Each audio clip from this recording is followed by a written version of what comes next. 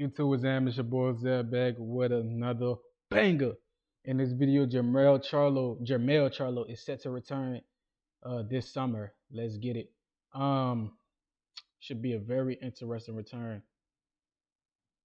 Lance Pugmire said Charlo will be coming back late summer, so it's pretty much confirmed. Charlo coming back late summer is like in August. That's like the last month of summer, June, July, August. Yeah, that's about right. So around July and August, Jermell Charlo should be making his long awaited return. Um, People talking about him coming back to 154. If I'm Jermell Charlo, I don't want to come back down to 154, right? If I'm Jermell Charlo, I want to go to 160 and take all the belts at 160, right? Because he already conquered 154. Ain't nothing left for him to do at 54, right? If I'm him, I'm going to 160 and trying to conquer that shit. You feel me? Cause he champion recess at 54, obviously. So I think he WBC champion recess. All right. So he can activate his mandatory versus Fedora and fight him pretty much whenever he wants to. I got Jermell Charlo whooping Fedora, obviously, but I don't know if he's still gonna be peak Jermell Charlo. Right. We saw what happened versus Canelo. He laid down. He fought like they said, lions only. He fought like a house cat versus Canelo. You know, he they talking about he said he do it for the culture. He ain't do shit for the culture versus Canelo. He laid down. That's one thing I can give respect to Devin Haney. Devin Haney never laid down for no man, right? Devin Haney never laid down. He didn't willingly take a knee. You had to knock him down. He never took, and he always came fighting back on the front foot after getting dropped. They say 6 times on the front foot. Devin Haney a real dog. Devin Haney heart can't be. You can't measure that. That's immeasurable. His heart, right? And they want Devin Haney to stay depressed and stay sad. That's why they wishing he lose to Jose. But once he beat Jose, though, they gonna be in for a world of trouble. When Devin Haney beat Jose Ramirez, all the people that were saying Jose too tough, it's a bad matchup, give that man his props. When Devin Haney beat Jose Ramirez, give the man his props. And I'm not saying Jose Ramirez is a bad fighter because I like to look at things from two perspectives. One perspective, Jose Ramirez overwhelmed Devin Haney, and Devin Haney don't look like his old self. He looked like a shell of himself. That can definitely happen.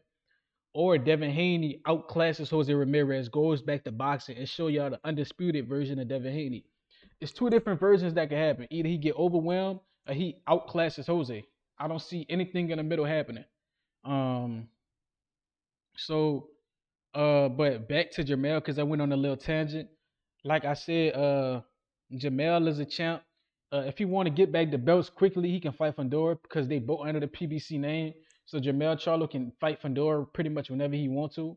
That would be a good fight. I got Jermell beating this dude because I read Fedora talking about just learning how to box. Talking about I'm gonna have to learn how to box. You telling me you a two-time world champion now and you're just learning how to box? Bro, Jermell Charlo would hurt that boy. I done seen Jermell Charlo put dudes down with a jab to the body, make dudes' body start shaking. I'm talking about vicious shit. Jermell Charlo is not to be underestimated. He's a hell of a champion. It's hard to beat him. Um, the only people that beat him, well, the only man that beat him, he didn't get back on is Canelo, and he know he wrong for that, for fighting like that versus Canelo. But you should have put it all on the line versus Canelo. Go out on your shield. Go out on your shield. Don't go out like no house cat. Don't go out like no house cat. But like I said, there's a lot of matchups that can be made.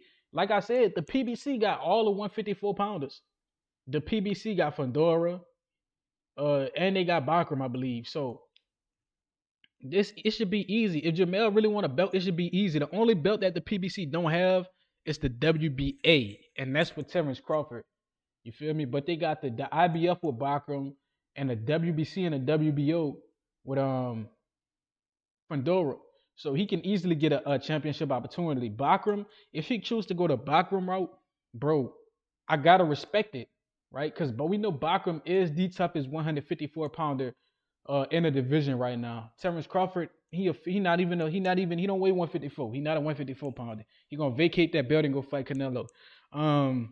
So at the moment, Bakram is the toughest 154 pounder, and Virgil Ortiz ducking Bakram. People don't talk about that. The challengers in boxing are now ducking the champions. The challengers in boxing now have a bigger following than the champions. Boxing is in a very peculiar space. When I talk about challenges, I talk about guys like Virgil Ortiz. He a challenger. He's yet to be a world champion. He never challenged Terrence Crawford for a belt. He hasn't challenged none of the champions at 54 for a belt, but they keep saying all these guys scared of him. No, it's actually it might be the other way around. He might be scared of the champions. You feel me? Who else is a certified challenger? Ryan Garcia, the challenger, who's yet to win, but gets so much praise like he's a champ. Ryan Garcia has yet to be a champion, right? Yet to be a champion. He had a championship. I think he missed weight on all his championship opportunities. I could be wrong. I know that his most recent championship opportunity was versus Devin, and he cheated. Right? He as soon as he missed weight, the championship was invalid. He couldn't fight for it. So the challengers have more status than the champs now. Is ridiculous. It's they like pretty niggas. They said Ryan, you pretty as shit, bro. I kid you not. Grown men told Ryan Garcia he pretty. It's ridiculous out here. They talking about Tank. Take your hat off so I can see your braids. Let me see your braids, Tank. Tank, you got leg tattoos and you got braids, Tank. They won't be like you. But these dudes is suspect. I'm repeating what they said. A grown man told Ryan, you pretty as shit. A grown man told Tank, hey, take your head off so I can see your braids. I think it was Boxing Ego who said, Tank, he got leg tats, he got braids. They won't be like Tank. I'm like, bro, this dude, oh my goodness, bro. I want to sneak him in his mouth. Because what are you talking about? Are we talking boxing or are we talking men we have a crush on? Because I don't crush on men. And if you play for that team, I respect it. But come on, bro, this boxing. You feel me? But if Jermell Charlo really wants the big fights, if he really wants the big fights, I think the biggest fights he can make is versus Keith Thurman and Errol Spence. I think Jermell Charlo versus Keith Thurman are going to be very intense. Keith Thurman talk a lot of shit. It's going to be easy to sell. But if he want to make so much money, it could be Texas versus Texas. Charlo versus Errol. I'm getting a call right now. Hey, like, comment, subscribe, share. Till next time.